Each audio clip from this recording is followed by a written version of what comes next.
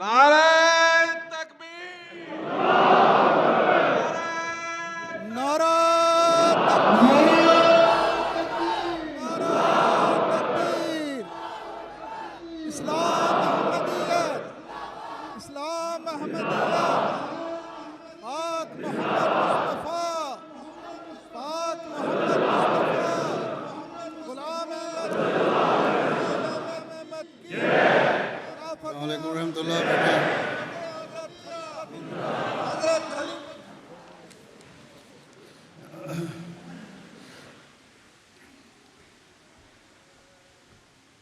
نور الدین ناصر صاحب تلاوت۔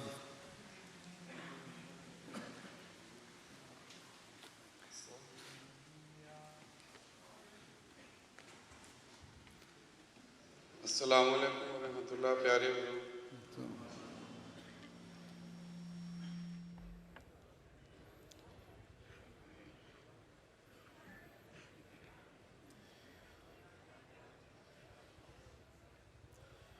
اعوذ باللہ من الشیطان الرجیم، بسم اللہ الرحمن الرحیم۔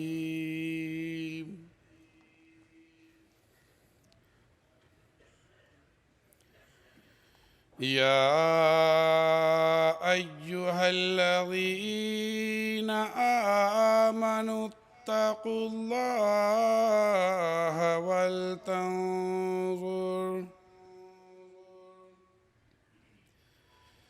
اتقوا اللہ ولتنظر نفس ما قدمت لغد واتقوا اللہ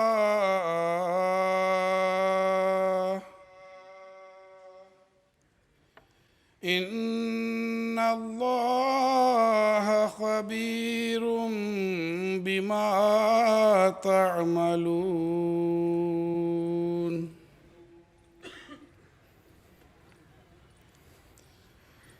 ولا تكونوا كالذين نسوا الله فأنساهم أنفسهم أولئك هم الفاسقون۔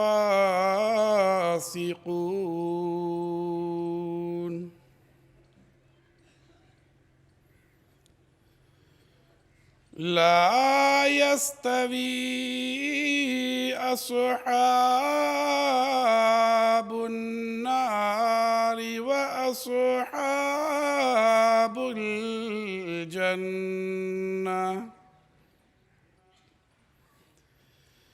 أصحاب الجنة هم الفائزون۔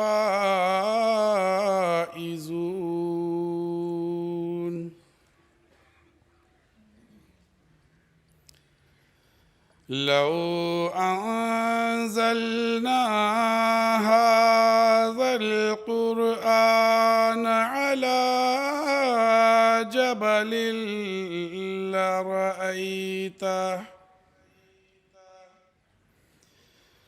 لرأيته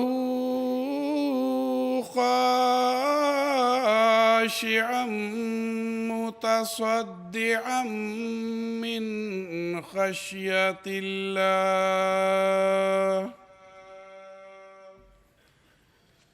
وتلك الأمثال نضربها للناس لعلهم يتفكرون۔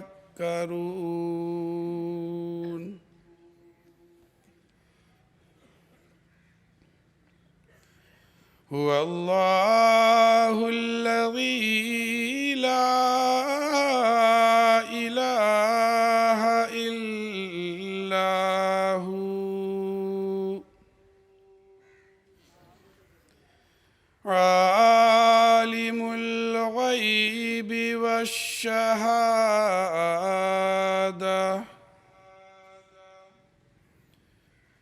هو الرحمن الرحيم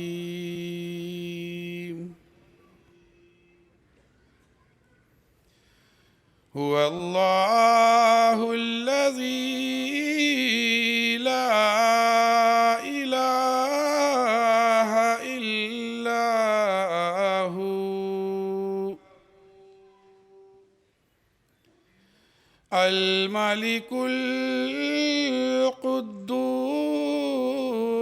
السلام المؤمن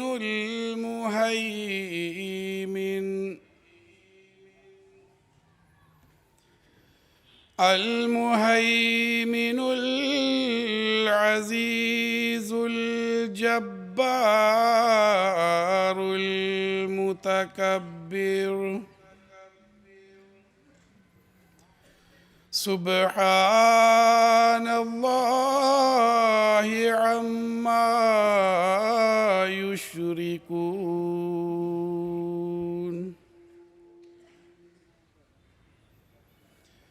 هو الله الخالق البارئ المصور له الأسماء الحسنى يسبح له ما في السماوات والأرض وهو العزيز الحكيم.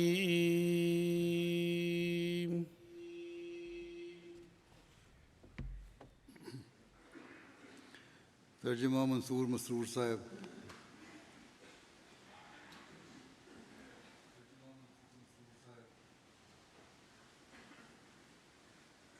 السلام علیکم ورحمۃ اللہ وبرکاتہ. پیارے حضور، ابھی سورۃ الحشر کی آیات 19 تا 25 کی تلاوت کی گئی ہے، جن کا اردو ترجمہ تفسیر صغیر سے پیش ہے. میں اللہ کا نام لے کر جو بے حد کرم کرنے والا اور بار بار رحم کرنے والا ہے پڑھتا ہوں. اے مومنو، اللہ کا تقوی اختیار کرو، اور چاہیے کہ ہر جان اس بات پر نظر رکھے کہ اس نے کل کے لیے آگے کیا بھیجا ہے. اور تم سب اللہ کا تقوی اختیار کرو، اللہ تمہارے اعمال سے خوب باخبر ہے.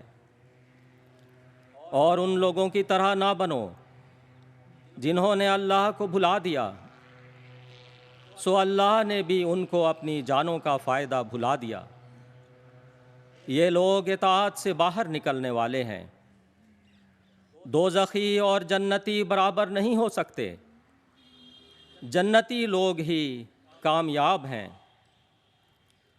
اگر یہ قرآن ہم کسی پہاڑ پر نازل کرتے تو تو اسے دیکھتا کہ وہ ادب سے جھک جاتا اور اللہ کے ڈر سے ٹکڑے ٹکڑے ہو جاتا.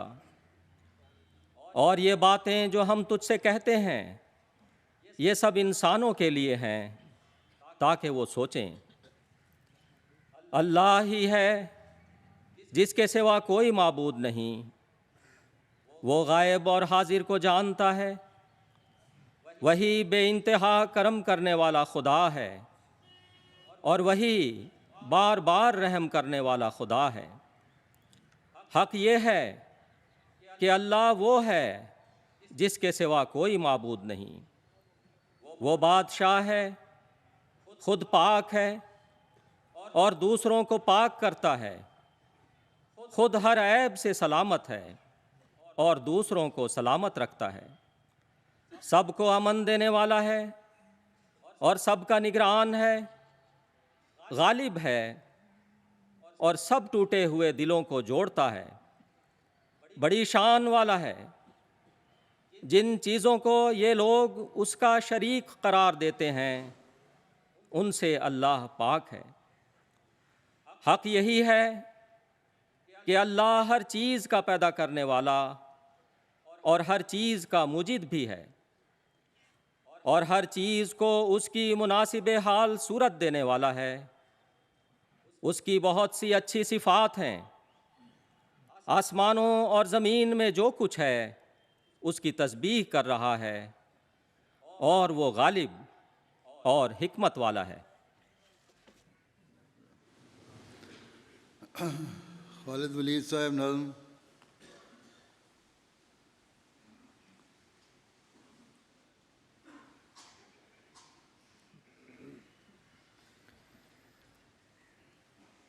السلام علیکم ورحمۃ اللہ۔ میرے بےحد پیارے آقا، منظوم پاکیزہ کلام سیدنا حضرت اقدس مسیح موعود علیہ الصلاۃ والسلام۔ ہے شکر رب عز و جل، خارج از بیان، جس کے کلام سے ہمیں اس کا ملا نشان۔ ہے شکر رب عز و جل، خارج از بیان، وہ روشنی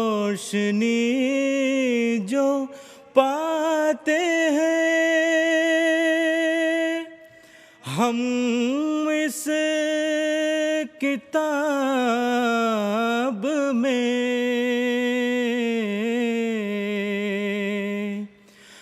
ہم اس کتاب میں ہوگی نہیں کبھی وہ ہزار آفتاب میں، اس سے خدا کا چہرہ نمودار ہو گیا،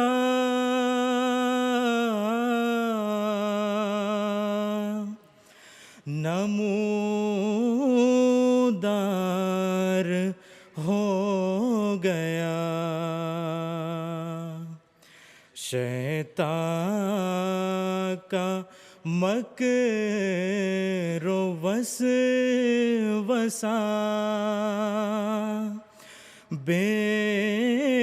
بیکار ہو گیا،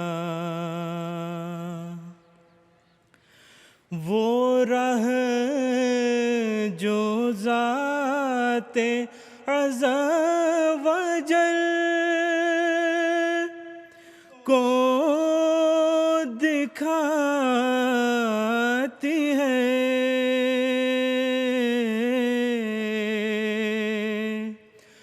کو دکھاتی ہے، وہ راہ جو دل کو پاک کو مطہر بناتی ہے، وہ راہ جو یار گمشدہ کو کھینچ لاتی ہے،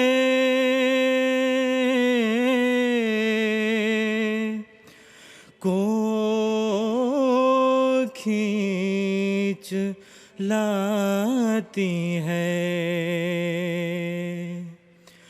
وہ راہ جو جام پاک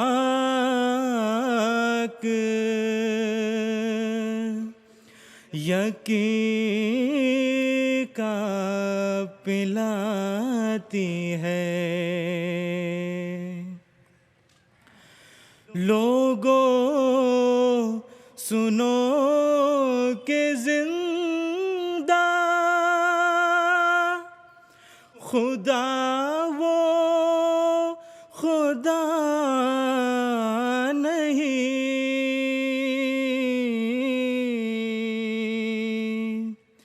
خدا وہ خدا نہیں، جس میں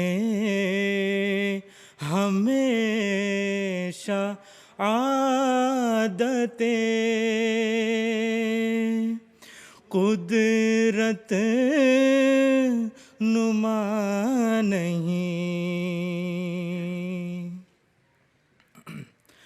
اے سونے والو جاگو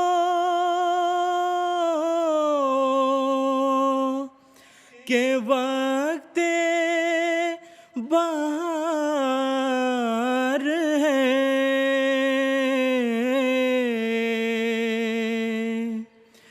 کہ وقت بہار ہے۔ اب دیکھو آ کے در پہ ہمارے وہ یار ہے۔ کیا زندگی کا ذوق اگر وہ نہیں ملا،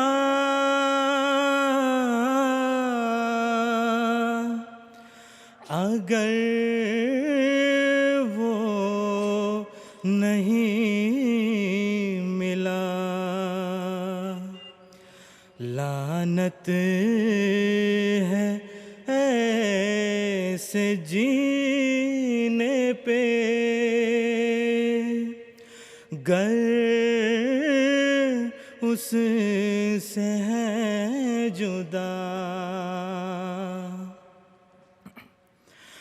جو خاک میں ملے اسے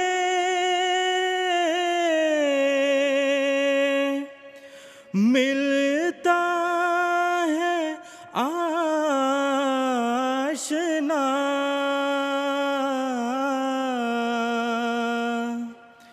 ملتا ہے آشنا۔ اے آزمانے والے یہ نسخہ بھی آزما، عاشق جو ہے وہ یار کو مر مر کے پاتے ہیں، مر مر کے پاتے ہیں۔ جب مر گئے تو اس کی طرف کھینچ جاتے ہیں۔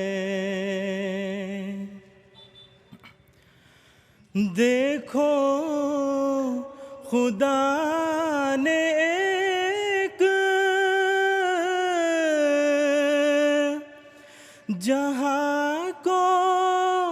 جھکا دیا،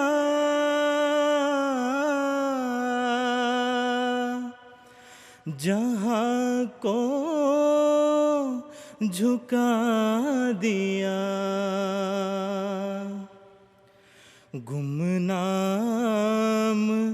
پا کے شہرائے عالم بنا دیا۔ نعرہ تکبیر، نعرہ تکبیر، اسلام احمدیت، اسلام احمدیت، پاک محمد مصطفیٰ، پاک محمد مصطفیٰ، غلام احمد کی، غلام احمد کی، نعرہ تکبیر۔ جو کچھ میری مراد تھی سب کچھ دکھا دیا، سب کچھ دکھا دیا۔ میں ایک غریب تھا، مجھے بے انتہا دیا، میں تھا غریب و بے کسو، گمنام و بے ہنر،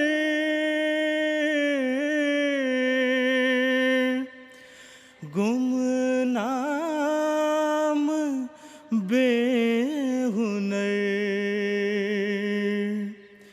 کوئی نہ جانتا تھا کہ ہے قادیاں کدھر، لوگوں کی اس طرف کو ذرا بھی نظر نہ تھی،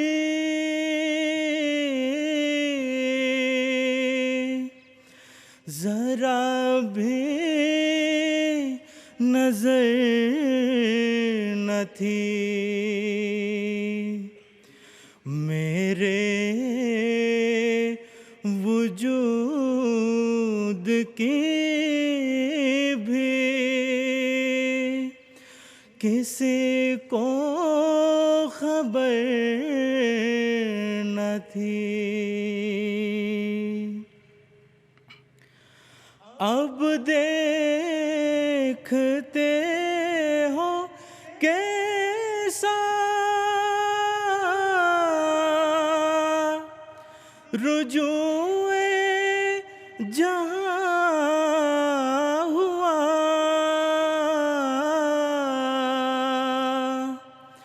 رجوع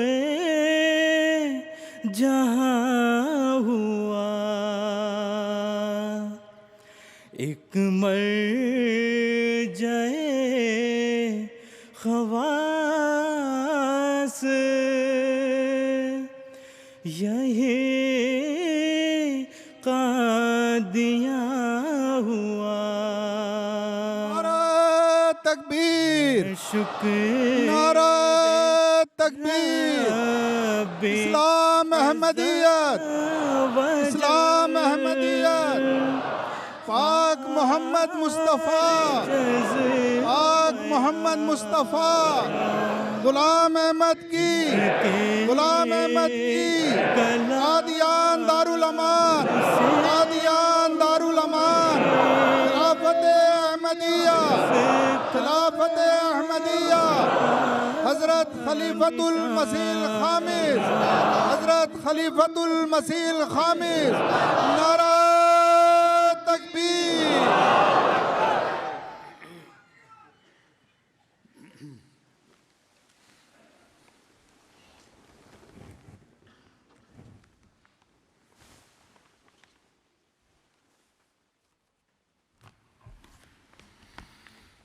السلام علیکم ورحمۃ اللہ.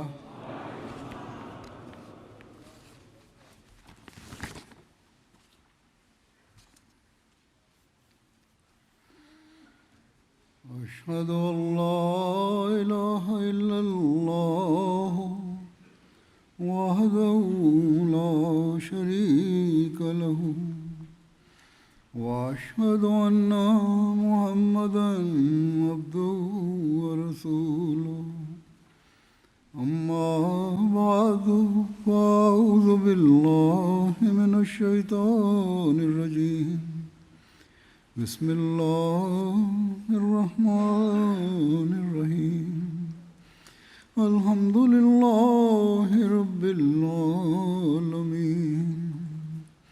الرحمن الرحيم مالك يوم الدين إياك نعبد وإياك نستعين اهدنا الصراط المستقيم صراط الذين أنعمت عليهم غير المغضوب عليهم ولا الضالين. اللہ تعالیٰ کے فضل سے جلسہ سالانہ قادیان اب اپنے اختتام کو پہنچ رہا ہے. حضرت مسیح موعود علیہ الصلوۃ والسلام نے اس جلسے کے بارے میں فرمایا ہے کہ وہ امر ہے جس کی خالص تائید حق اور اعلاء کلمہ اسلام پر بنیاد ہے. اس لیے یہ عام جلسوں کی طرح نہیں ہے. فرمایا کہ اس جلسے کی بنیادی اینٹ اللہ تعالیٰ نے اپنے ہاتھ سے رکھی ہے اور اس کے لیے قومیں تیار کی ہیں جو عنقریب اس میں آ ملیں گی.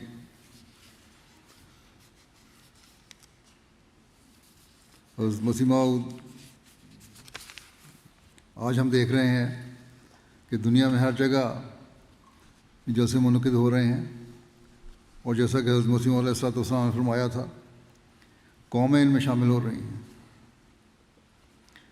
قادیان کی وہ بستی جسے کوئی جانتا نہ تھا آج سے جلسے میں مختلف ممالک کے لوگ اور قومیں شامل ہیں. اس وقت جو اطلاع ہے اس کے مطابق 37 ملکوں کی نمائندگی ہے. بس یہ چیز اس بات کا واضح ثبوت ہے کہ یہ جلسہ خدا تعالیٰ کی خاص تائید لیے ہوئے ہے. لیکن ہمیں ساتھ یہ بھی یاد رکھنا چاہیے کہ اس کی برکات سے ہر وہ شخص فائدہ اٹھائے گا جو حضرت مسیح علیہ السلام سے کیے ہوئے اپنے عہد بیت پر قائم ہوگا.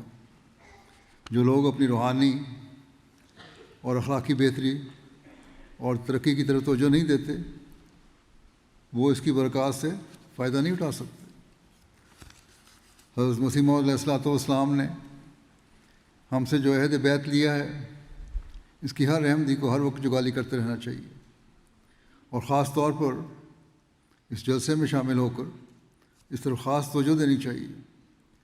تبھی ہم آپ کی دعاؤں کے وارث بنیں گے کیونکہ آپ نے جلسے میں شامل ہونے والوں کے لیے بہت دعائیں فرمائی ہیں اور انہی کے لیے فرمائی ہیں جو مخلصین ہیں.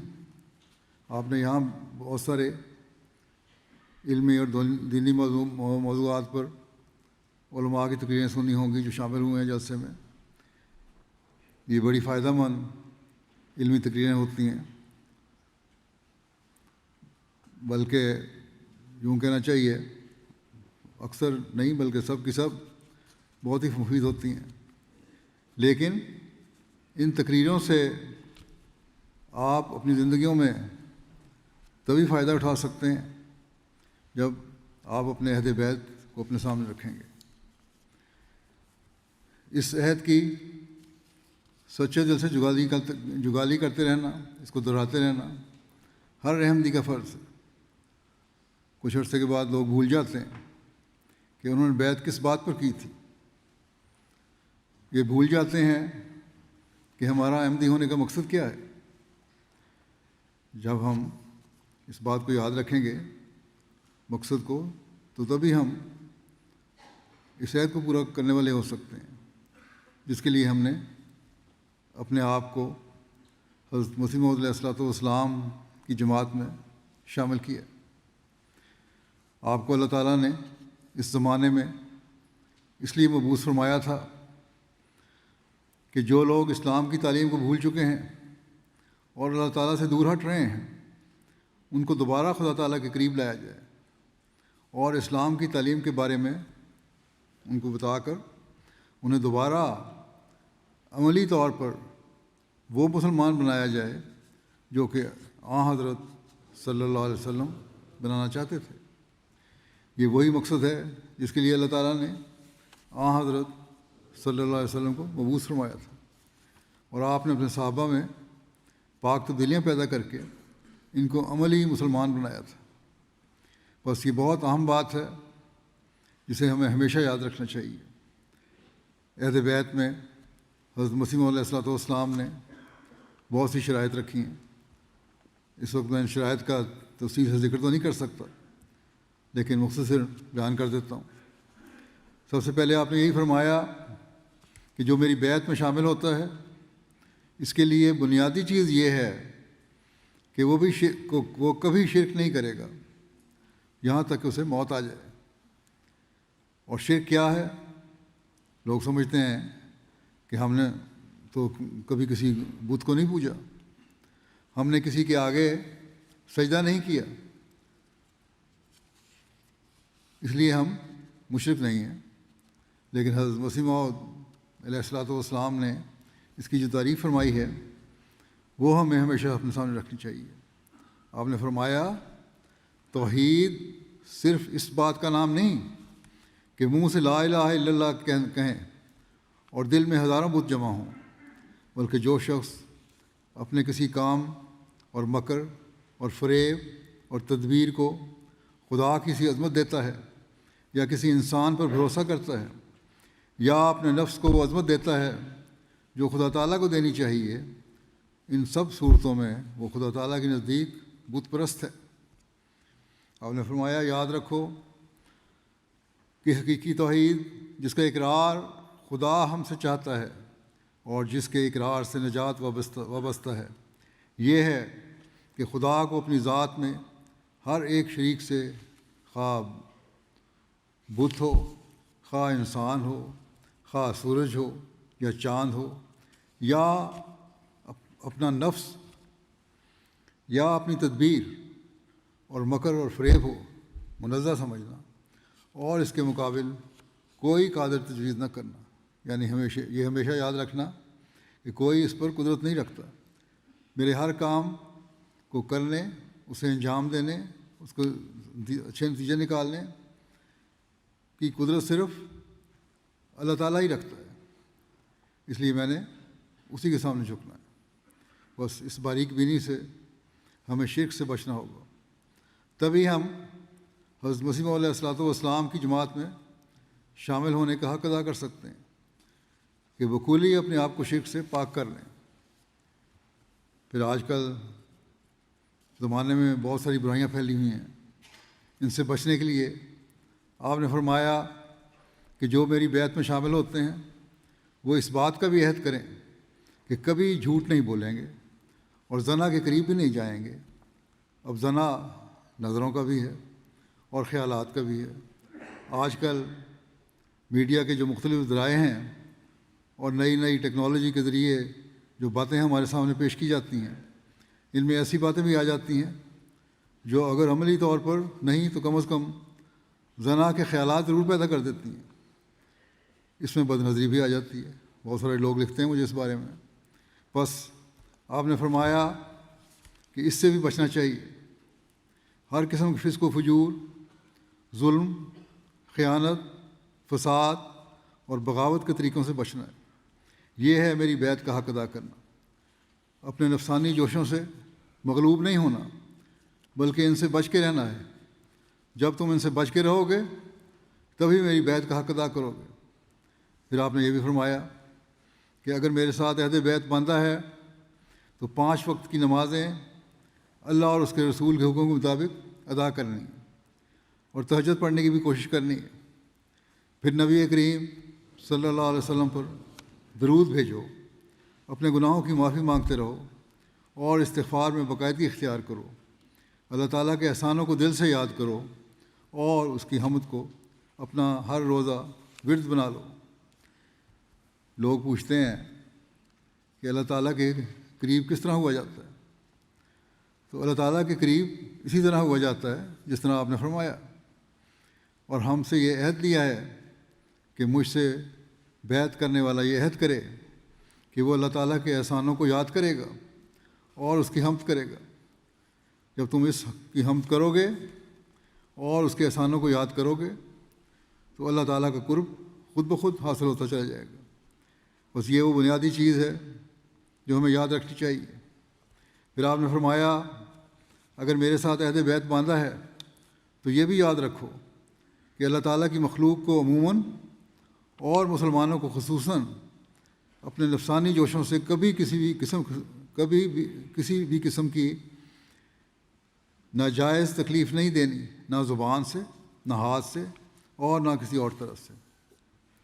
پھر آپ نے یہ بھی فرمایا کہ اگر تم میرے ساتھ منسلک ہو اور میرے سے عہد بیعت باندھا ہے تو یاد رکھو کہ ہر حال میں، چاہے وہ رنج کی حالت ہے یا خوشی کی حالت ہے، تنگی ہے یا آسانی کی حالت ہے، نعمتیں مل رہی ہیں یا کوئی ابتلا اور بلائیں آ رہی ہیں، ہر صورت میں خدا تعالیٰ کے ساتھ ہمیشہ وفاداری کرنی ہے اور ہر حالت میں راضی بقضا رہنا ہے۔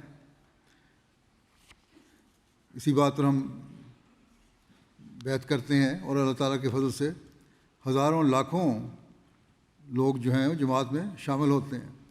جو پیدائشی احمدی ہیں ان کے بڑوں نے بیعت کی تھی اور اسی عہد بیعت کو ہم ہر سال دہراتے بھی ہیں کہ ہم یہ سب کچھ کریں گے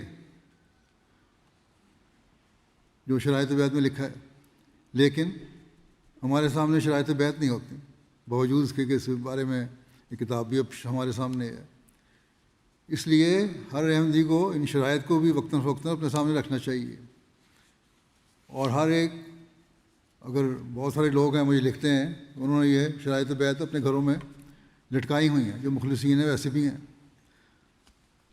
تو اگر ہم لٹکایا رکھیں گے تو اس سے پتہ لگتا رہے گا کہ شرائط بیعت کیا ہیں، اور ساتھ ساتھ جب ہم پڑھتے رہیں گے اس میں اپنی اصلاح کی بھی کوشش ہوتی رہے گی،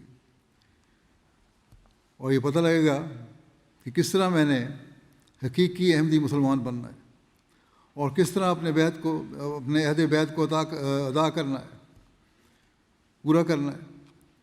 ہمیں ہر دکھ اللہ تعالیٰ کی راہ میں اٹھانے کے لیے تیار ہونا چاہیے، اور کسی بھی مشکل یا مصیبت کے وقت، مصیبت کے پیدا ہونے کی صورت میں اللہ تعالیٰ سے منہ نہیں پھیرنا۔ بہت سارے لوگ سوال کرتے ہیں کہ ہم نے اتنی دعائیں کی لیکن پھر بھی ہم پر مشکلات وارد ہو رہی ہیں، تو ایسے لوگوں پر واضح ہو اس کا مطلب یہی ہے کہ ہماری دعاؤں میں کمی ہے، یا پھر اللہ تعالیٰ مزید ہمارا امتحان لینا چاہتا ہے۔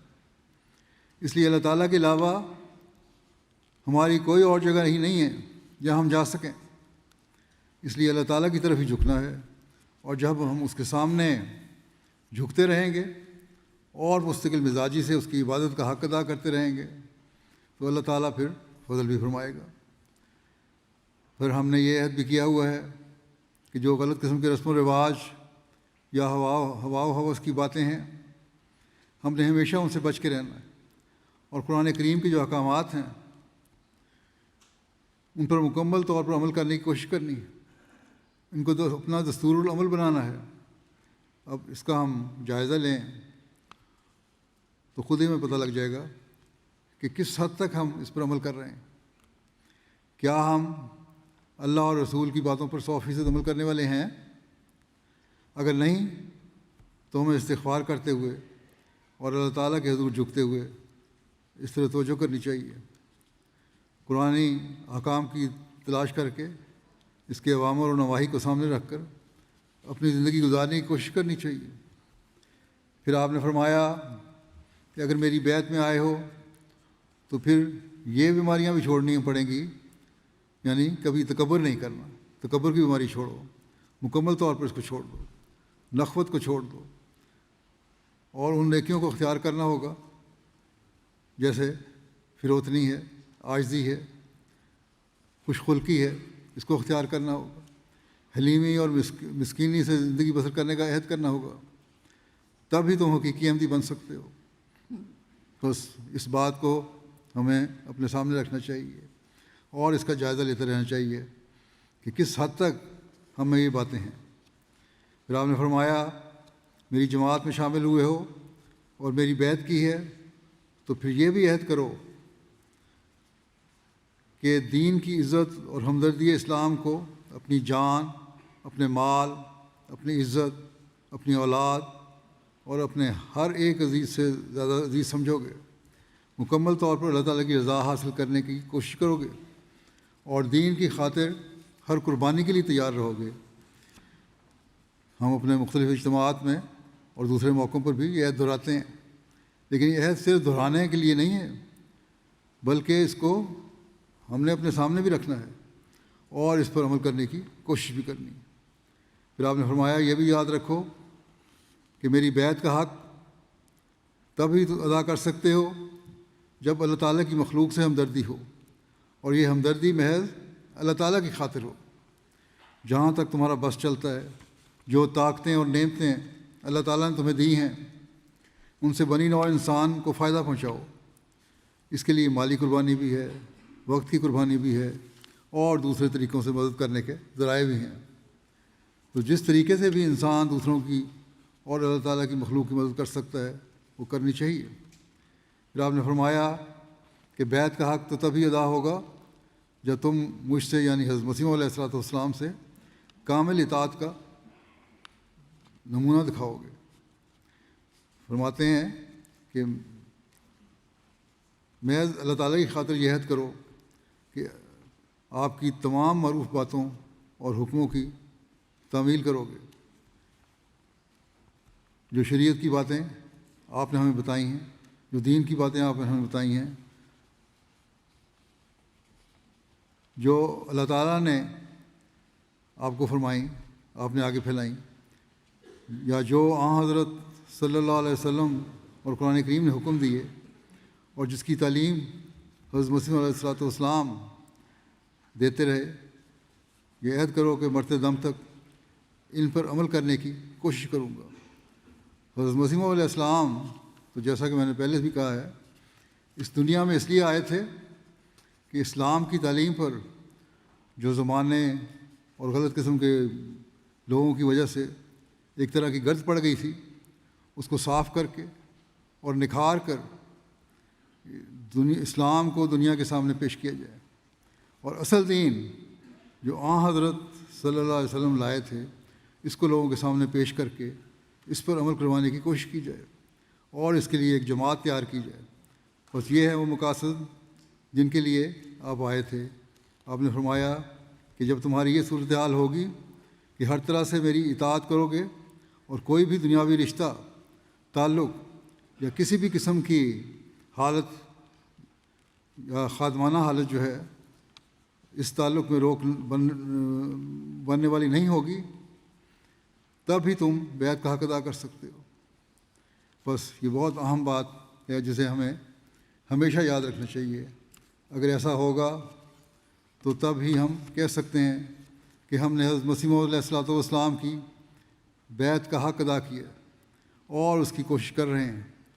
اسی مقصد کے لیے آج ہم اس جلسے پر بھی آئے، کیونکہ آپ نے جلسے کے مقاصد کے حوالے سے یہی بتایا کہ یہ دینی جلسہ ہے اور اللہ تعالیٰ کی خاص تائید سے یہ جلسہ جاری کیا گیا ہے تاکہ اللہ تعالیٰ ہمیں باخدا انسان بنا سکے۔ اب ہم میں سے ہر ایک کو اپنا جائزہ لینا چاہیے کہ وہ کس حد تک ان باتوں پر عمل کر رہا ہے۔ آج MTA کے ذریعے سے وہ لوگ بھی جلسے میں شامل ہو رہے ہیں جو قادیان میں تو نہیں لیکن کئی دیگر ممالک میں جہاں جلسے ہو رہے ہیں وہاں شامل ہیں۔ اس وقت میرے سامنے بھی بہت سے لوگ بیٹھے ہوئے ہیں، ہزاروں۔ ان ممالک کے مقامی احمدیوں نے بھی انہی شرائط پر بیعت کی ہے، اس لیے ان کو بھی ان باتوں کو ہمیشہ اپنے سامنے رکھنا چاہیے۔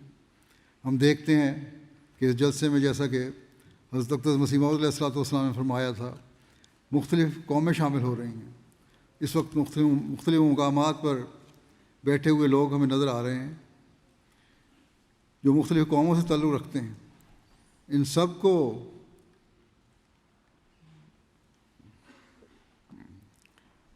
ان باتوں کا جائزہ لیتے رہنا چاہیے. بس جہاں ہم بیت میں آ کر اور جلسوں سے فائدہ اٹھا کر اپنی روحانی ترقی کے سامان پیدا کر رہے ہیں، وہاں یہ بات بھی واضح ہے کہ اس جلسے نے حضرت مسیح موعود علیہ الصلوۃ والسلام کے ذریعے جو حضرت صلی اللہ علیہ وسلم کے غلام ہیں ایک حفاظت پیدا کر دی ہے. بس دنیا بھر میں ہر احمدی جو اس وقت میری یہ بات سن رہا ہے اسے ہمیشہ یاد رکھنا چاہیے کہ ہم نے اپنی روحانی ترقی اور عہد بیت کو پورا کرنے کے لیے ہر ممکن کوشش کرنی ہے.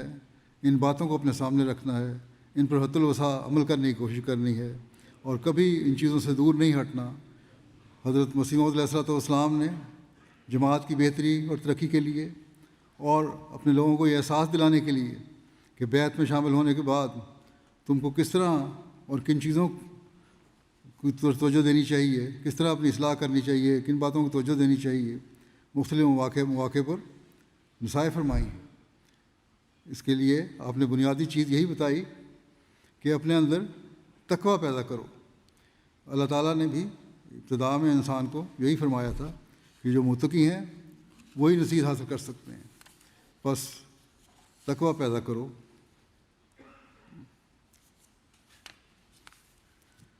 تبھی تم شرک سے بچ سکو گے، تبھی حقوق العباد ادا کر سکو گے اور تبھی اللہ تعالیٰ کا حق بھی ادا کر سکو گے. بس ہمیں اس بات کو ہمیشہ اپنے سامنے رکھنا چاہیے. حضرت مسیح موعود علیہ الصلوۃ والسلام ایک جگہ فرماتے ہیں کہ جب تک عمل نہ ہو لفاظی سے کام نہیں ہوتا. اگر تم اسلام کی خدمت کرنا چاہتے ہو، اگر تم اپنے حق بیت کو ادا کرنا چاہتے ہو تو پہلے تمہیں تقویٰ اور طہارت کو خود اختیار کرنا پڑے گا. اور جب تم یہ کرو گے تو تم پھر خدا تعالیٰ کی پناہ کے حصن حسین میں آ جاؤ گے، اس کے ایسے مضبوط قلعے میں آ جاؤ گے جہاں تمہیں کوئی نقصان نہیں پہنچا سکے گا. لوگوں کو یہ شکوے پیدا ہوتے ہیں کہ ہماری دعائیں قبول نہیں ہوئیں، ہم نے دنیا کے لیے یہ دعا کی وہ دعا کی. تو پہلے ہمیں یہ جائزہ لینا چاہیے کہ کیا ہم نے اللہ تعالیٰ سے قرب حاصل کرنے کے لیے دعا کی؟ کیا آپ نے اندر وہ تقویٰ پیدا کیا جس کی خدا تعالیٰ نے ہمیں تلقین فرمائی تھی؟ اگر نہیں تو پھر ہمارے شکوے بے فائدہ ہیں. آپ نے نصیحت کرتے ہوئے فرمایا کہ دیکھو مسلمانوں کی بیرونی طاقت کیسی کمزور ہو گئی. قومیں ان کو نفرت اور حقارت کی نظر سے دیکھتی ہیں، اور آج کل تو یہ صورتحال اور بھی زیادہ بڑھ گئی ہے، خاص طور پر غیر مسلم دنیا میں، مغربی دنیا میں یہ باتیں بہت زیادہ بڑھتی جا رہی ہیں. فرمایا کہ اگر تمہاری اندرونی اور قلبی طاقت بھی کمزور اور پست ہو گئی تو پھر تو خاتمہ ہی سمجھو. اگر اللہ تعالیٰ سے تعلق بھی نہیں رہا تمہارا، روحانیت بھی ختم ہوگی، تو پھر دنیا سے تو نفرت ہو ہی رہی ہے. اللہ تعالیٰ کی پکڑ میں نہ آ جاؤ کہیں، پھر تو ختم ہی ہوگے تم. فرمایا کہ تم اپنے نفسوں کو ایسے پاک کرو کہ قوت قدسی ان میں سرایت کرے.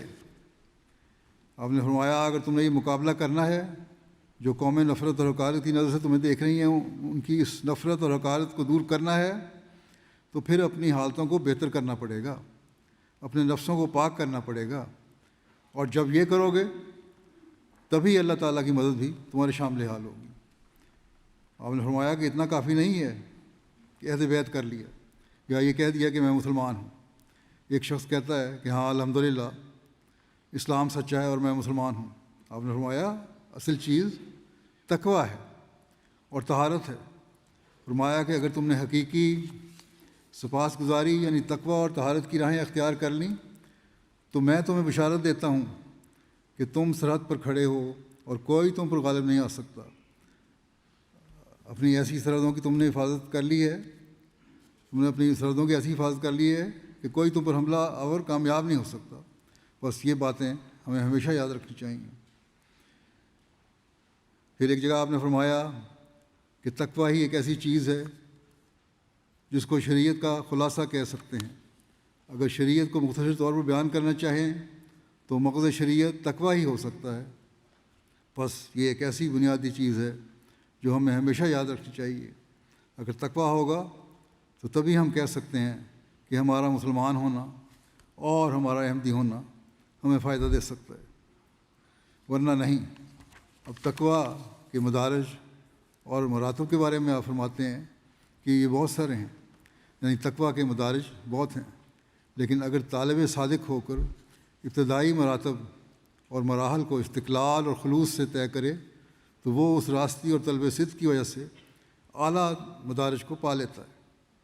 بنیادی چیز تقوی ہے، اگر اسے پیدا کر لو تو باقی مدارج بھی حاصل ہوتے جائیں گے اور اللہ تعالیٰ سے تعلق بھی پیدا ہوتا جائے گا۔ اللہ تعالیٰ فرماتا ہے انما یتقبل اللہ من المتقین، کہ اللہ تعالیٰ تو متقیوں کی دعاؤں کو قبول فرماتا ہے۔ یہ گویا اس کا وعدہ ہے اور اس کے وعدے میں تخلف نہیں ہوتا، کبھی خلاف نہیں کرتا، جیسا کہ اللہ تعالیٰ نے خود فرمایا ہے ان اللہ لا یخلف المیعاد۔ بس جس حال میں تقوی کی شرط قبولیت دعا کے لیے غیر منفک شرط ہے جس سے کوئی انکار نہیں ہو سکتا، تو ایک انسان غافل اور بے راہ ہو کر اگر قبولیت دعا چاہے تو کیا وہ احمق اور نادان نہیں؟ تقوی اختیار نہیں کیا اور دعائیں کہتے ہوئے قبول ہو جائیں، پھر اس کو احمق ہی کہیں گے۔ فرماتے ہیں کہ اگر اللہ تعالیٰ نے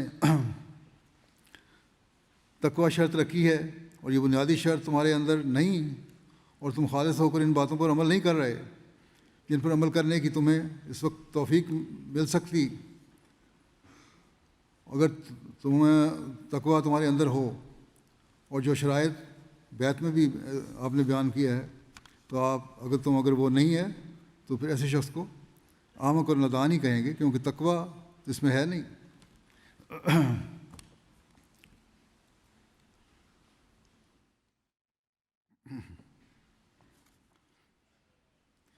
اللہ تعالیٰ سے دعا کی قبولیت کی جو شرائط ہیں وہ پوری نہیں کرتا ایک شخص، اور شکوہ یہ کرتا ہے کہ میری دعائیں قبول نہیں ہوتی یا میرا اللہ تعالیٰ سے تعلق نہیں بنتا۔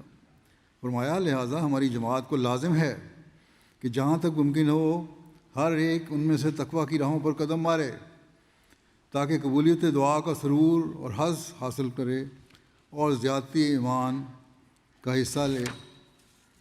پھر ایک جگہ آپ فرماتے ہیں میں اپنی جماعت کو مخاطب کر کے کہتا ہوں کہ اگر ضرورت ہے اعمال صالحہ کی، خدا تعالیٰ کے حضور اگر کوئی چیز جا سکتی ہے تو یہی اعمال صالحہ ہیں۔ الہ یصعد الکلم الطیب، الہ یصعد الکلم الطیب، یعنی اسی کی طرف پاک کلمہ بلند ہوتا ہے۔ خدا تعالیٰ فرماتا ہے اس وقت ہمارے قلم، فرماتے ہیں ہم اس وقت ہمارے قلم رسول اللہ صلی اللہ علیہ وسلم کی تلواروں کے برابر ہیں، لیکن فتح اور نصرت اسی کو ملتی ہے جو متقی ہو۔ اللہ تعالیٰ نے یہ وعدہ فرما دیا ہے کہ کانا حقاً علینا نصر المومنین، کہ مومنوں کی نصرت ہمارے ذمے ہے، اور لن یجعل اللہ للکافرین علی المومنین سبیلا، کہ اللہ مومنوں پر کافروں کو راہ نہیں دیتا۔ اس لیے یاد رکھو کہ تمہاری فتح تقوی ہے۔ اگر تم فتح نہیں پا رہے تو اس کا مطلب تقوی نہیں ہے، مومن صحیح نہیں ہو۔ اگر تقوی ہوگا تو تبھی تم کامیاب ہوگے۔ ابھی شکوہ کے حالات خراب ہیں، فلاں جگہ تنگی ہے، تو واضح ہو کہ ان تنگیوں کو دور کرنے کے لیے ضروری ہے کہ ہم اپنے اندر تقوی پیدا کریں اور اللہ تعالیٰ سے ایک خاص تعلق جوڑیں، اور باریک بینی سے اس طرح توجہ دیں کہ ہماری کوئی حرکت، کوئی عمل، کوئی سوچ کسی بھی قسم کے شرک کو لیے ہوئے نہ ہو، کسی قسم کا چھپا ہوا مخفی شرک ہمارے اندر نہ ہو۔ بس یہ بہت اہم بات ہے اور جس کی نصیحت آپ نے ہمیں بار بار فرمائی ہے، اس طرف ہمیں ہمیشہ توجہ کرتے رہنا چاہیے۔ اسی طرح بیعت کے بارے میں آپ فرماتے ہیں کہ صرف بیعت کافی نہیں ہے بلکہ تقوی ضروری ہے۔ آپ فرماتے ہیں کہ اگر ہم نری باتیں ہی باتیں کرتے ہیں تو یاد رکھو کچھ فائدہ نہیں ہے۔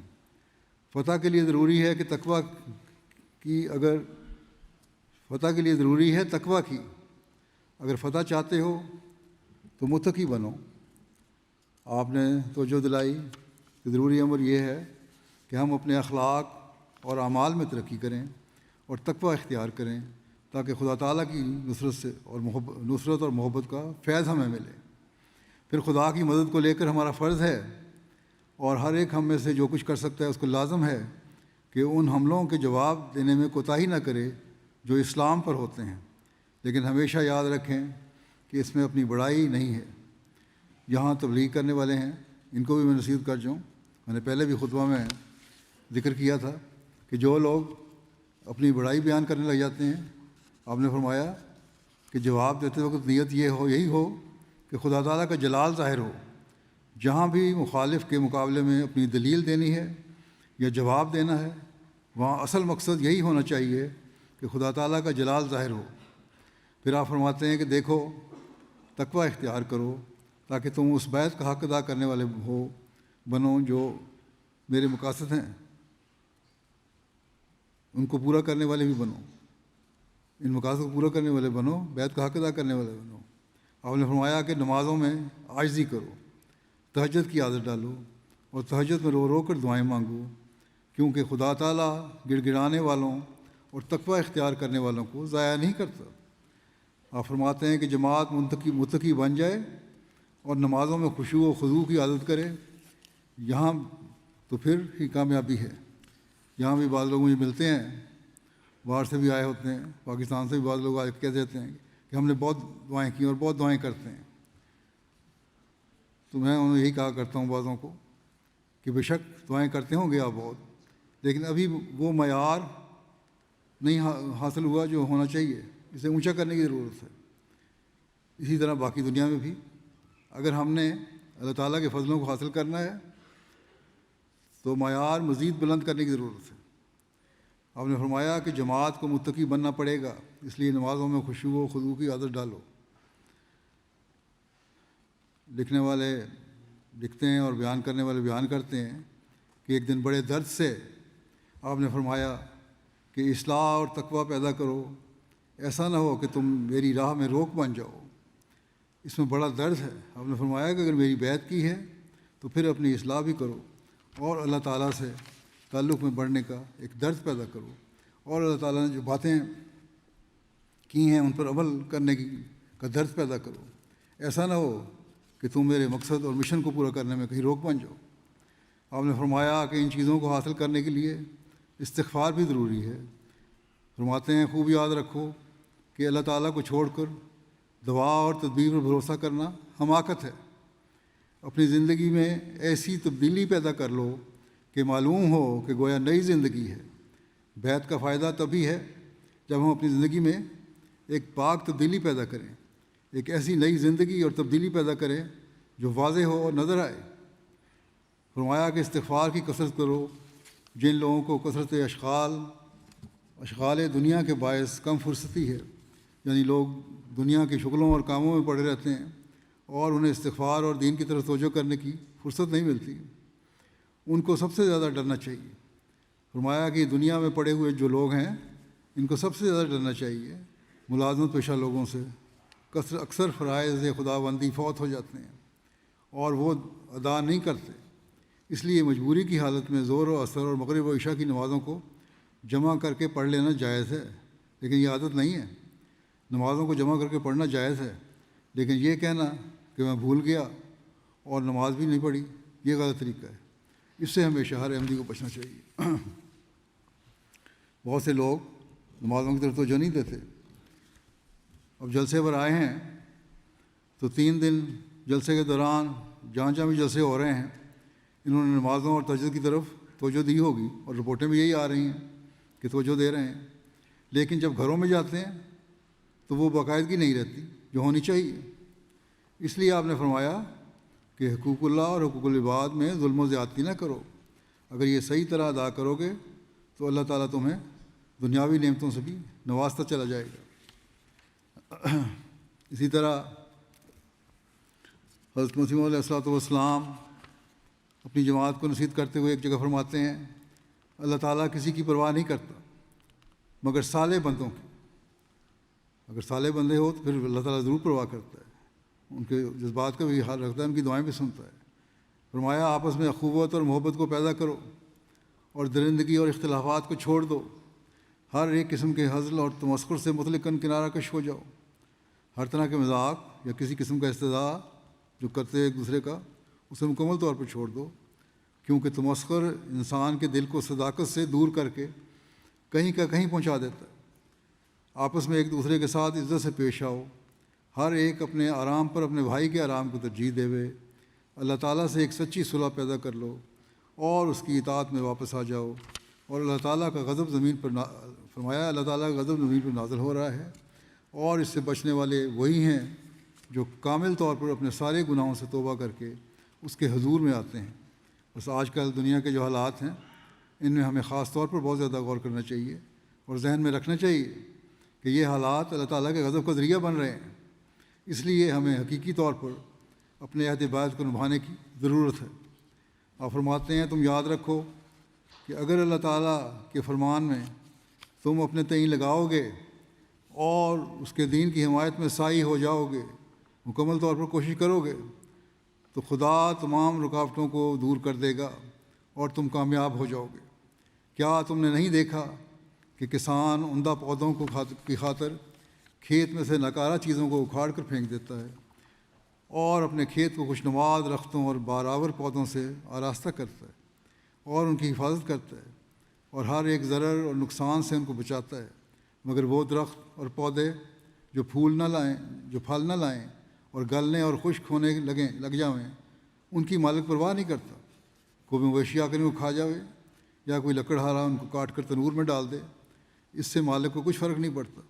سو ایسا ہی تم بھی یاد رکھو کہ اگر تم خدا تعالیٰ کے حضور میں صادق ٹھہرو گے تو کسی کی مخالفت تمہیں تکلیف نہیں دے گی.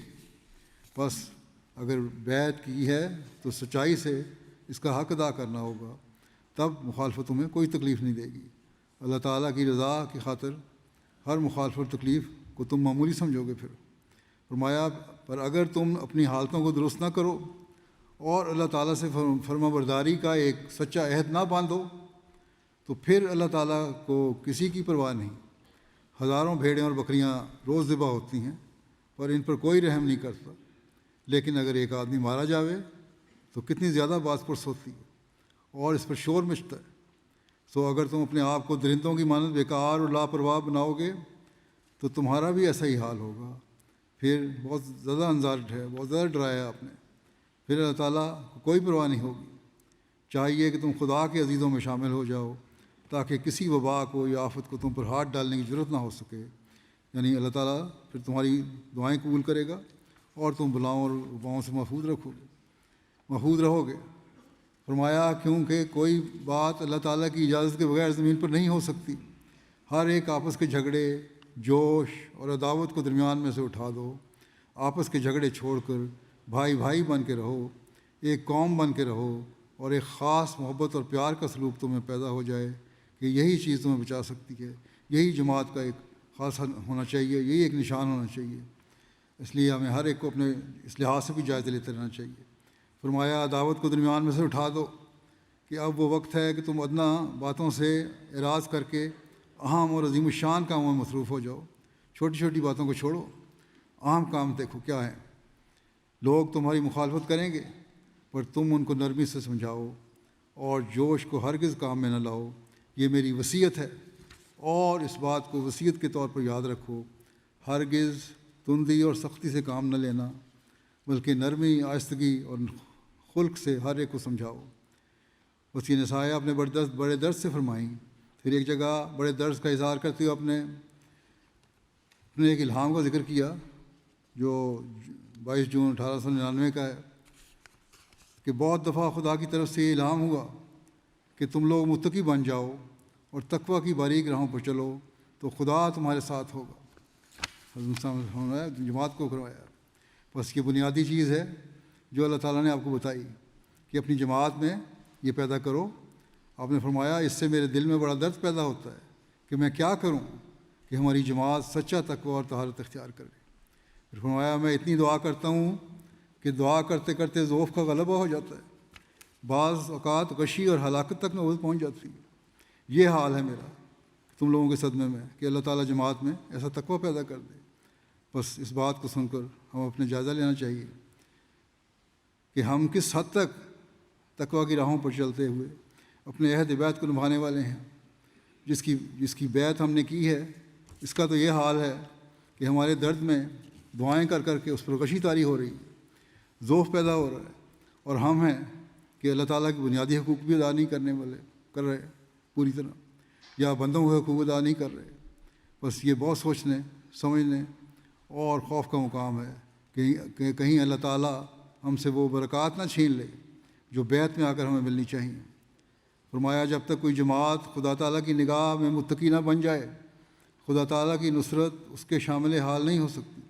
خود نہیں سمجھنا متقی، اللہ تعالیٰ کی نگاہ میں متقی بننا ہے۔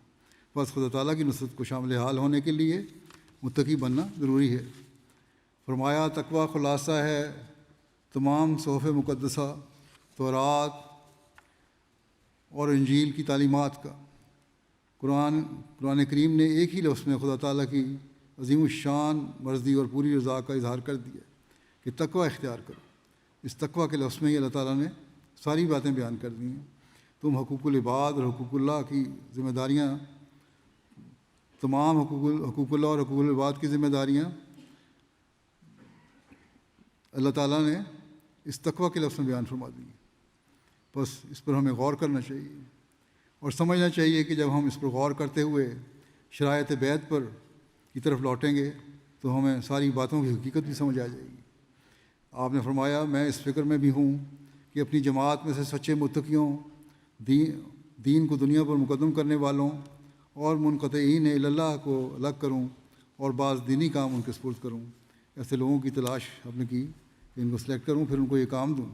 بس ہمیں کوشش کرنی چاہیے کہ ہم میں سے ہر ایک ان لوگوں میں شامل ہو جن کی آپ کو تلاش ہے، اور پھر دین کی عظمت کے لیے اور دین کو پھیلانے کے لیے ہم اپنا کام کریں، اپنے فرائض ادا کریں۔ خاص طور پر اس زمانے میں جو لوگ واقفی زندگی ہیں انہیں بہت غور کرنا چاہیے۔ اب اللہ تعالیٰ کے فضل سے وقف نو کی بھی ایک خاص کھیپ تیار ہو رہی ہے۔ ان کو تو خاص طور پر حضرت مسیح موعود علیہ السلام کی اس بات کو یاد رکھنا چاہیے، اور عمومی طور پر بھی جیسا کہ میں نے کہا ہر فرد جماعت کا فرض ہے کہ تقویٰ پر چلے اور حضرت مسیح موعود علیہ السلام کی دعاؤں کا وارث بنے۔ آپ نے اپنے ماننے والوں کے لیے ایک دعا کی ہے کہ اے رب العالمین، تیرے احسانوں کو میں شکر نہیں کر سکتا، تو نہایت ہی رحیم و کریم ہے اور تیرے بے غایت مجھ پر احسان ہے۔ میرے گناہ بخش تا میں ہلاک نہ ہو جاؤں، میرے دل میں اپنی خالص محبت ڈال دے تا مجھے زندگی حاصل ہو، اور میری پردہ پوشی فرما اور مجھ سے ایسے عمل کرا جن سے تو راضی ہو جائے۔ میں تیری وجہ کریم کے ساتھ اس بات سے بھی پناہ مانگتا ہوں کہ تیرا غضب مجھ پر وارد ہو۔ رحم فرما اور دنیا اور آخرت کی بلاؤں سے مجھے بچا، کہ ہر ایک فضل و کرم تیرے ہی ہاتھ میں ہے۔ بس یہ دعائیں جو آپ نے کی ہیں یا آپ نے ہمیں سکھانے کے لیے کی ہیں، اور ہمیں یہ دعا کرنے کی تلقین فرمائی ہے کہ یہ دعا کرو اور اللہ تعالیٰ سے تعلق پیدا کرو، اس کے لیے دعا مانگو، اللہ تعالیٰ اس تعلق کو بڑھاتا چلا جائے۔ بس اگر ہم ان باتوں پر عمل کریں گے تو ہم انشاءاللہ تعالیٰ ان مقاصد کو حاصل کرنے والے ہوں گے جن کے لیے حضرت مسیح موعود علیہ السلام آئے تھے، اور جن کے حصول کے لیے ہم نے آپ سے عہد بیعت باندھا ہے۔ اگر ہمیں حضرت مسیح موعود علیہ السلام کی دعاؤں کا وارث بننا ہے، اور خاص طور پر ان دعاؤں کو وارث بننا ہے جو جلسہ میں شامل ہونے والوں کے لیے آپ نے کی ہیں، تو ہمیں ہمیشہ ان باتوں کو اپنے سامنے رکھنا ہوگا۔ عہد بیعت کو سمجھنے اور دہرانے کے لیے جیسا کہ میں نے کہا اپنے سامنے رکھیں ہر وقت، یا ایسی جگہ پر رکھیں جہاں نظر پڑتی رہے۔ لوگ بہت ساری چیزیں فریم لگا کر رکھتے ہیں، اگر یہ بھی لگا کے رکھ لیں تو اس سے فائدہ ہی ہوگا۔ اللہ کرے کہ ہم میں سے ہر ایک اپنی حالتوں میں پاک تبدیلیاں پیدا کرنے والا ہو، اور اس کوشش میں ہو کہ ہم نے شرائط بیعت کو بھی پورا کرنے کی کوشش کرنی ہے۔ اس بارے میں حضرت مسیح موعود علیہ السلام نے بے شمار نصائح بہت درد کے ساتھ کی ہیں، بعض کو میں نے اس وقت بیان کیا آپ کے سامنے۔ اگر آپ کی جو نصائح ہیں اور جو دعائیں ہیں جو آپ نے ہمارے لیے کی ہیں، ان کے ہم نے اگر وارث بننا ہے تو ہمیں اپنے عملوں کو بدلنا پڑے گا، اپنے اندر ایک واضح تبدیلی پیدا کرنی ہوگی۔ جب یہ ہوگا تو تبھی ہم اس مقصد کو پانے والے ہوں گے جو بیعت کا مقصد ہے۔ اللہ تعالیٰ ہمیں اس کی توفیق عطا فرمائے۔ دعا کر لیں.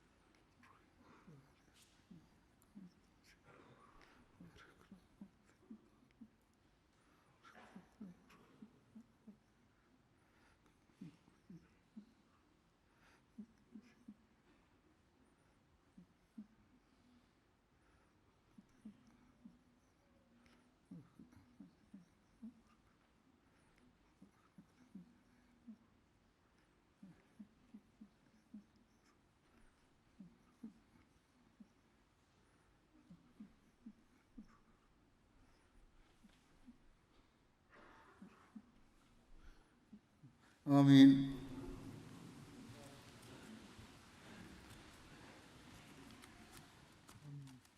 نعرہ تکبیر، نعرہ تکبیر، اسلام احمدیت، اسلام احمدیت، پاک محمد مصطفیٰ، پاک محمد مصطفیٰ، غلام احمد کی، غلام احمد کی، خلافت احمدیہ، خلافت احمدیہ، حضرت خلیفۃ المسیح الخامس، حضرت خلیفۃ المسیح الخامس، 7 سالانہ قادیان، 7 سالانہ قادیان، MTA، نعرہ تکبیر. جو ترانے پڑھنے ہیں لوگوں نے پڑھ لیں.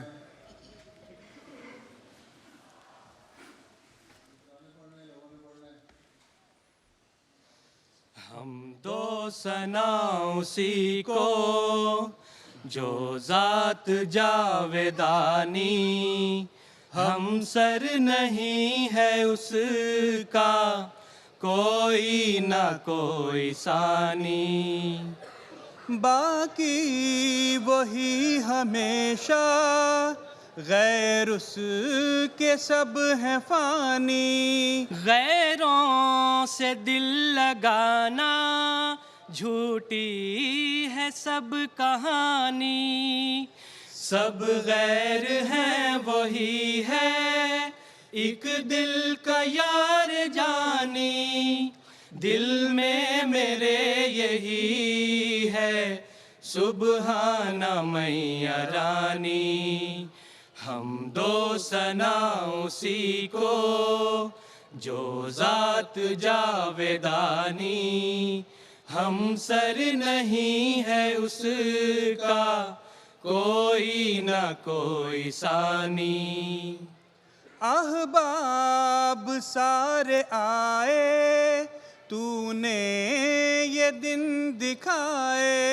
تیرے کرم نے پیارے یہ مہرباں بلائے. یہ دن چڑھا مبارک مقصود جس میں پائے. یہ روز کر مبارک سبحان میاں رانی. ہم دو ثنا اسی کو جو ذات جاویدانی، ہم سر نہیں ہے اس کا کوئی نہ کوئی ثانی. السلام علیکم پیارے آقا. یا عین فیض اللہ والعرفان، یسعی الیک الخلق کالظمآن.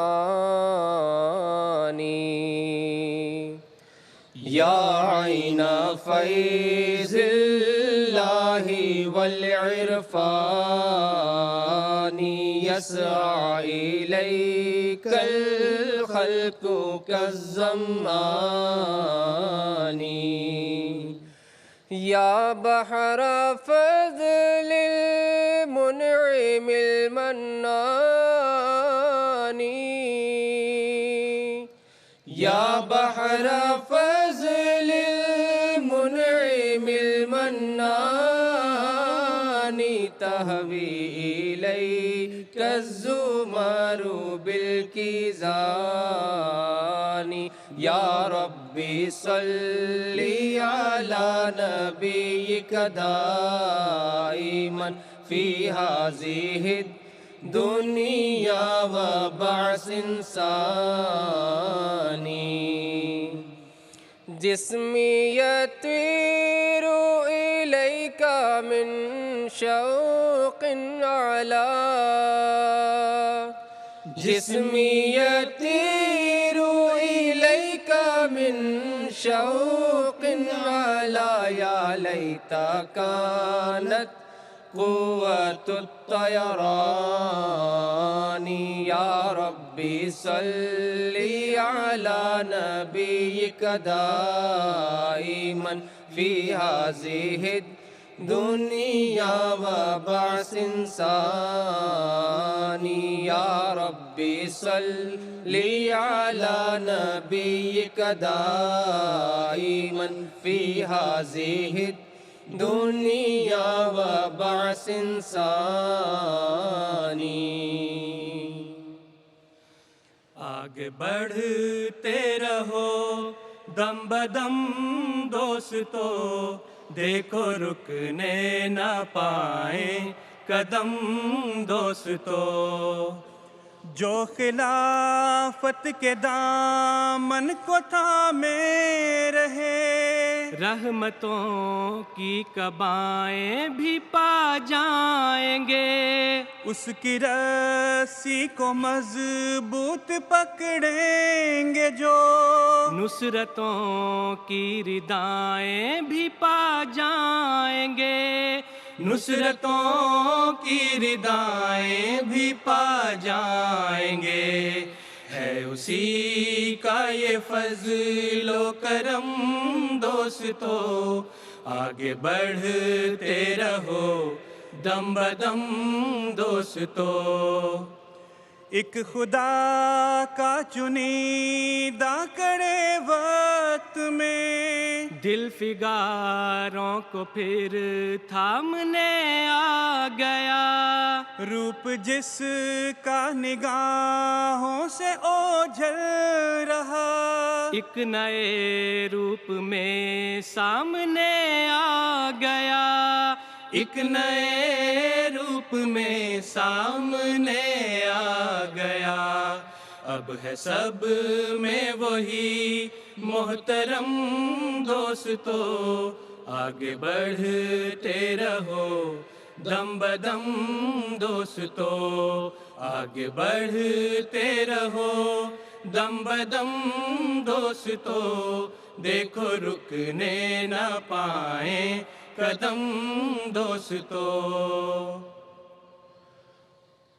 افق سے نکلا سحر کا تارا اٹھو جوانو اٹھو خدارا نہ ہوگا سستی سے اب گزارا کہ وقت کا ہے یہی اشارہ امام نے ہے تمہیں پکارا امام نے ہے تمہیں پکارا اٹھو اب احمدی جوانوں اٹھو محمد کے پہلوانوں حریم کعبہ کے پاس بانو چلو کہ ہے امتحان تمہارا امام نے ہے تمہیں پکارا امام نے ہے تمہیں پکارا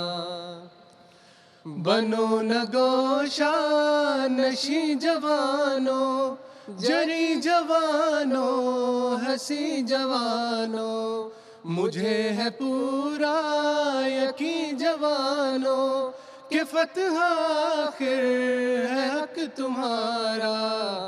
امام نے ہے تمہیں پکارا, امام نے ہے تمہیں پکارا. اٹھو اب احمدی جوانوں, اٹھو محمد کے پہلوانوں. اٹھو جوانوں اٹھو خدارا, امام نے ہے تمہیں پکارا, امام نے ہے تمہیں پکارا, امام نے ہے تمہیں پکارا. بہار آئی ہے اس وقت خزاں میں, لگے ہیں پھول میرے بوستان میں. ملاحت ہے عجب اس دل ستا میں, ہوئے بدنام ہم اس سے جہاں میں. کروں کیوں کر ادا میں شکر باری, فدا ہو اس کی راہ میں عمر ساری.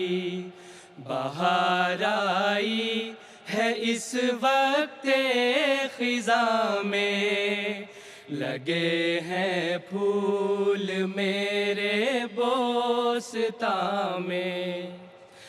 میرے سر پر ہے منت اس کی بھاری, چلی اس ہاتھ سے کشتی ہماری. میری بگڑی ہوئی اس نے بنا دی, فسبحان الذی اخذ العادی. میری بگڑی ہوئی اس نے بنا دی, فسبحان الذی اخذ العادی.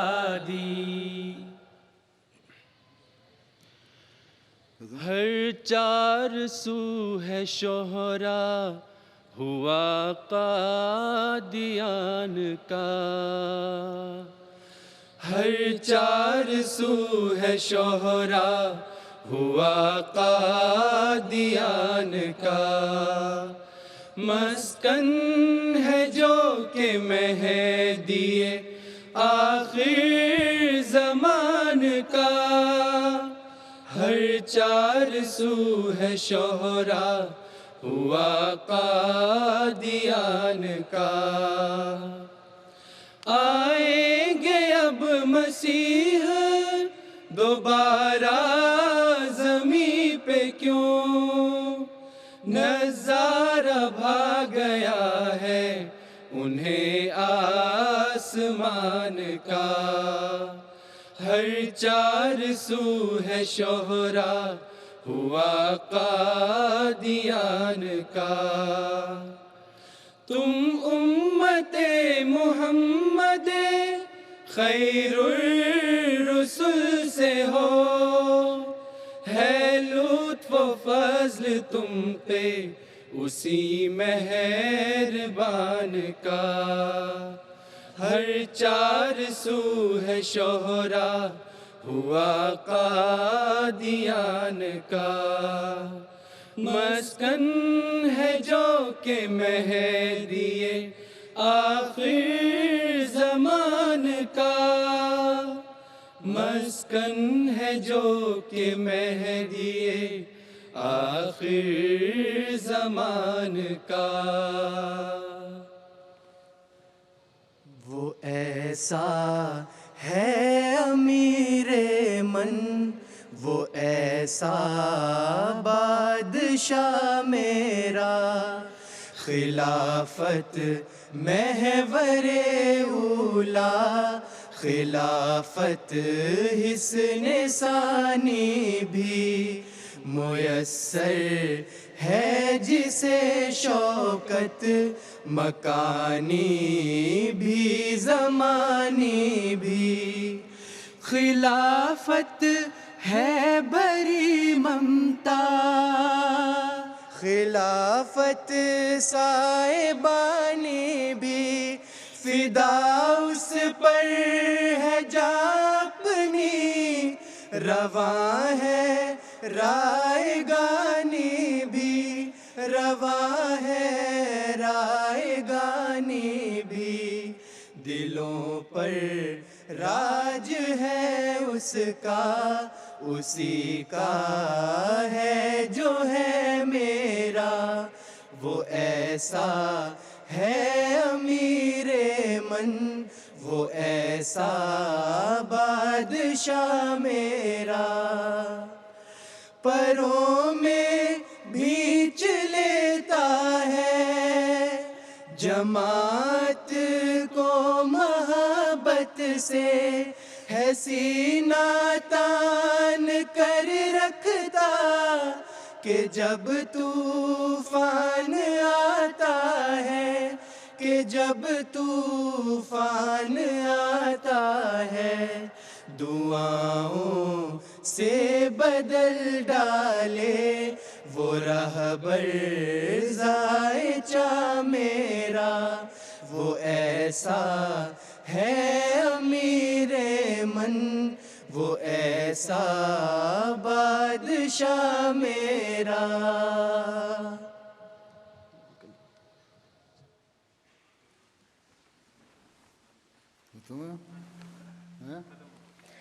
اچھا، میں حاضری بتا دوں، اس وقت قادیان کی حاضری ہے 13,815، مختلف قومیں یہاں ہیں آباد شامل، اور اس وقت یہاں یو کے میں اسلام آباد میں ہمارے حاضری ہے 3,365، اور مختلف جگہوں پہ جلسے ہو رہے ہیں، بعض جگہ ویسے لوگ اکٹھے ہیں، جمع ہوئے ہیں، وہاں کی حاضری ہے 6-7 جگہ تو جلسے ہو رہے ہیں۔ افریقہ کے حالات کافی آج کل خراب ہیں، اس کے باوجود لوگوں نے بڑی قربانی کر کے، بڑی تکلیف برداشت کر کے جلسے میں شامل ہوئے ہیں۔ وہاں نائجر میں اس وقت 3,340 لوگ ہیں، بورکینا فاسو میں 6,141 ہیں، بورکینا فاسو کے حالات تو خاص طور پر بہت خراب ہیں، سینیگال میں 1,510 ہیں، فرینچ گیانا میں ہیں کچھ لوگ 50 کے قریب، وہ چھوٹی سی جماعت ہے،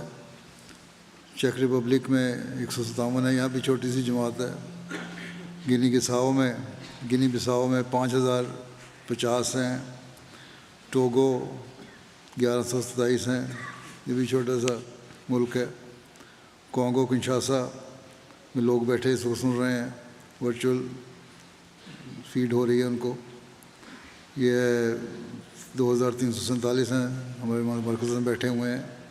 جرمنی میں وقف نو کا اجتماع ہو رہا ہے، وہاں واقفین نو سن رہے ہیں اجتماع جلسہ 3,350،